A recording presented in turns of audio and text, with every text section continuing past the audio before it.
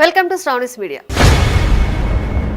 రాజకీయ ఆరోపణలు చేయడం ఒక ఎత్తు అయితే అదే ఆరోపణలను న్యాయస్థానం ముందు నిలబెట్టడం మరో ఎత్తు.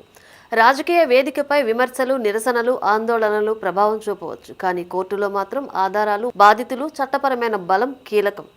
ఆ కసరత్తు లేకుండా న్యాయ పోరాటం మొదలు పెడితే ఎదురు దెబ్బలు తప్పవని మెగా డిఎస్సి 2025 అంశంలో తాజా పరిణామాలు చెబుతున్నాయి. మెగా డిఎస్సి 2025లో భారీ అక్రమాలు జరిగాయని ఆరోపిస్తూ సిబిఐ విచారణకు ఆదేశాలు ఇవ్వాలని కోరుతూ వైఎస్ఆర్ కాంగ్రెస్ పార్టీ ఎమ్మెల్సీ పర్వతరెడ్డి చంద్రశేఖర్ రెడ్డి దాఖలు చేసిన ప్రజా ప్రయోజన వ్యాజ్యంపై హైకోర్టులో ఆసక్తికర పరిణామాలు చోటు చేసుకున్నాయి. విచారణ సందర్భంగా న్యాయస్థానం చేసిన వ్యాఖ్యలు ఇప్పుడు రాజకీయంగా చర్చనీయాంశంగా మారాయి. మెగా డిఎస్సి అక్రమాల అంశాన్ని వైఎస్ఆర్ కాంగ్రెస్ కొంతకాలంగా ప్రధాన అజెండాగా తీసుకుంది. రాష్ట్ర వ్యాప్తంగా నిరసనలు, దీక్షలు, ఆందోళనలు నిర్వహించింది. నిరుద్యోగ ఉపాధ్యాయులు, డిఎస్సి అభ్యర్థులు తమతో ఉన్నారని చెబుతూ ప్రభుత్వం, విద్యాశాఖ మంత్రి నారా లోకేష్పై తీవ్ర విమర్శలు చేసింది.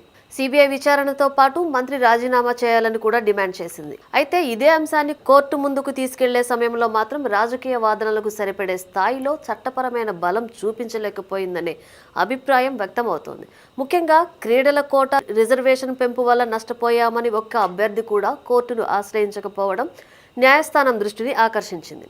నిజంగా నష్టం జరిగి ఉంటే బాధితులే కోర్టును ఆశ్రయించి ఉండేవారు కదా అని హైకోర్టు ప్రశ్నించడం గమనార్హం.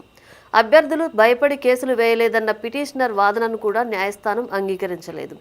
భయపడేవారే అయితే ఇతర అంశాలపై 335 రిట్ పిటిషన్లు ఎలా దాఖలయ్యాయి అని ప్రశ్నించింది.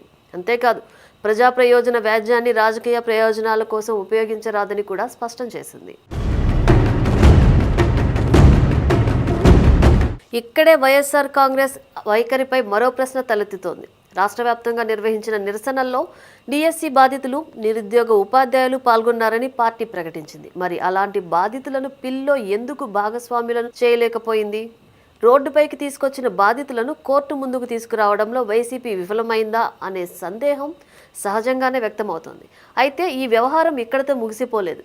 పిటిషన్ను వెంటనే కొట్టివేయకుండా ఉపసంహరించుకుంటారా, లేక పిటిషనర్తో మాట్లాడి వాదనలు కొనసాగిస్తారా అని న్యాయమూర్తులు ప్రశ్నించడం గమనించాల్సిన అంశం. అంటే వైఎస్ఆర్ కాంగ్రెస్కు ఇంకా ఒక అవకాశం మిగిలి ఉన్నట్టే.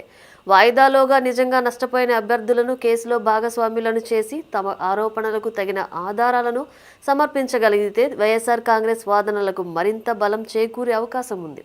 లేకపోతే రాజకీయంగా చేస్తున్న ఆరోపణలు న్యాయస్థానం ముందు నిలబడలేకపోయాయనే విమర్శలకు మరింత ఊతమిచ్చినట్లవుతోంది.